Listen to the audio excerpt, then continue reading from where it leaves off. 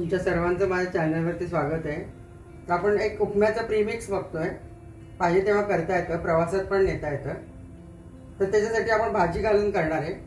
ही भाजी मी चिरून ठेवलेली बारीक, बीन्स आहे, वटाणा आहे आणि गाजर आहे। ते मी चिरून असं पसरवून मायक्रोवेव्ह मध्ये 3 मिनिटं ठेवणार आहे। तर ते त्याच्यातलं पाणी सुकून ते डिहायड्रेट होतील, म्हणून हे भाज्या मी मायक्रोवेव्ह मध्ये 3 मिनिटं ठेवणार आहे।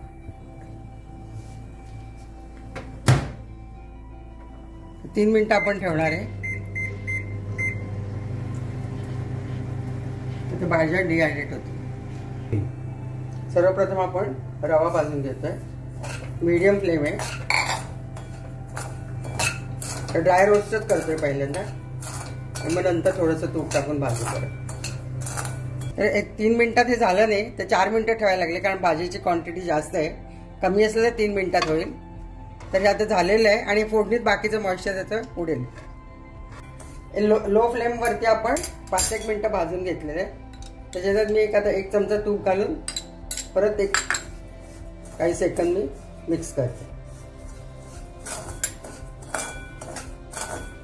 तर आपण तुपातच प्रीमिक्स करतोय, कारण तेलामुळे ते लवकर खराब व्हायचं, वास यायला लागतो तेलाला। त्यामुळे आपण तुपातच हे प्रीमिक्स करतो। हे छान चव येते। हे बाहेर 8-1 दिवस राहील आणि फ्रीजमध्ये 1 महिनाभर राहू शकतो। त्याचा रवा आपला झालेला आहे, आपण काढून घेऊया। परत आपण 2 चमचे तूप घालतोय, टेबलस्पून। त्याच्यात चणा डाळ,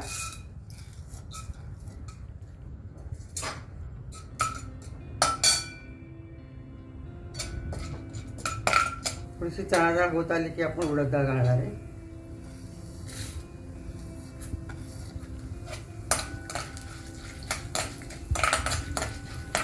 उडद डाळ झालं आपण त्याच्यात मोहरी घालतो।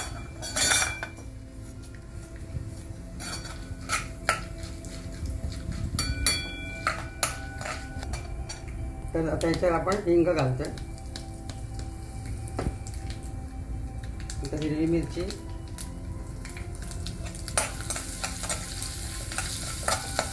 हिरवी मिरची आपण पूर्ण डिहायड्रेट करणार आहे। कढीपत्ता आणि सुकी मिरची, त्याच्यात आपण आता भाज्या, थोडं मॉइश्चर भाजीमध्ये राहिलेलं आहे ते पण आपण डिहायड्रेट करून घ्या।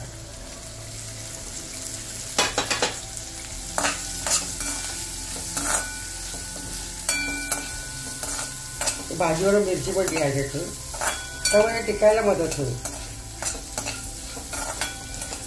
आपण आल्याचा किस घालतोय, 1 अर्धा चमचा, ते पण परतून घेऊया। ते भाज्या झालेल्या आहेत, आपण काजूचे पीसेस घालले, तुकडे करून घेतलेत काजूचे। त्याच्याऐवजी तुम्ही शेंगदाणे पण घालू शकता। मी आता हा बन्सी रवा घेतलेला आहे। तर तुम्हाला साधा पांढरा बॉम्बे रवा, थोडासा उपम्याचा रवा असतो थोडा जाडसर, तो घ्यायचा पाहिजे। माझ्याकडे हाच होता म्हणून मी हा घेतलाय। हा बन्सी रवा आहे, पण हा पण बारीकच आहे, म्हणजे फार जाड नाही फार बारीक नाही। 2-1 मिनिटं परत आपण भाजी परतून घेतोय, त्यातलं पूर्ण मॉइश्चर जाईल। 2-1 मिनिटं भाज्या घालून परतलेलं आहे, आता ते पूर्ण डिहायड्रेट झालेले आहेत भाज्या। तर त्याच्यात आपण हा रवा घालून परत एकदा मिक्स करूया।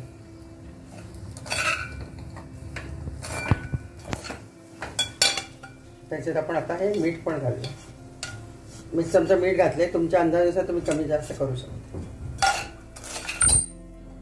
तर अजून 1 चमचा तूप घालतो, एकूण 4 चमचे आपल्याला तूप लागलेले आहे।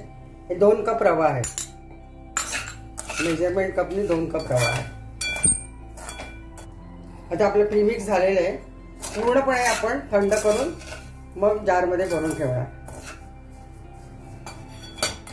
त्याच्यात कांदा घालायचा असले परत एकदा फोडणी घालून कांदा परतून घालू शकता। ते कांद्यामुळे जास्त टिकत नाही, त्याचं मॉइश्चर लवकर उडत नाही, म्हणून मी कांदा घातलेला नाही आहे। आता या प्रीमिक्स पासून आपल्याला उपमा कसा बनवायचा ते बघायचं। हे अर्धा कप आहे, तर त्यातला अर्धा कप आपण रवा काढून घेऊया। तर याच्यात आपण आता 3 वाटी पाणी घेऊया, 3 अर्धा कप म्हणजे 1.5 कप।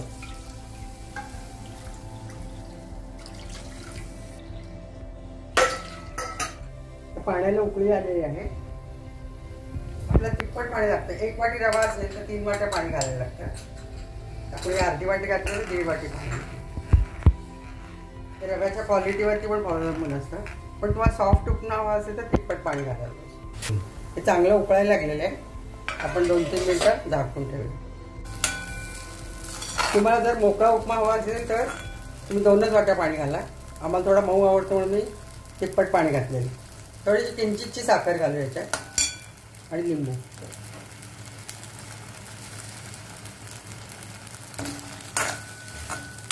अर्ध्या वाटीचा असा उपमा आपला तयार झालेला आहे. माझ्यामध्ये सॉफ्ट चांगला झालेला आहे. तर तुम्हाला एकदम मोकळा हवा असेल तर थोडं कमी पाणी घाला. आणखीन लिंबू लागलं तर थोडीशी एक लिंबाची फोड ठेवूया. थोडीशी कोथिंबीर. आपल्या 2 कप रव्याचा प्रीमिक्स तयार आहे. थोडासा जाड रवा घेतला आहे त्यामुळे पाणी मला तिप्पट लागलं. आणखीन तुम्ही साधा बॉम्बे रवा घेतला तर थोडंसं कमी पाणी लागेल. तर हा असा उपमा तयार झालेला आहे. तर शिजायला 5-1 मिनिटं लागले. लिंबाची फोड ठेवलेली आहे. तर खूप चविष्ट होतो. तुम्ही करून बघा. तुम्हाला नक्कीच आवडेल. आवडलं तर लाईक करा, शेअर करा आणि सबस्क्राईब करा.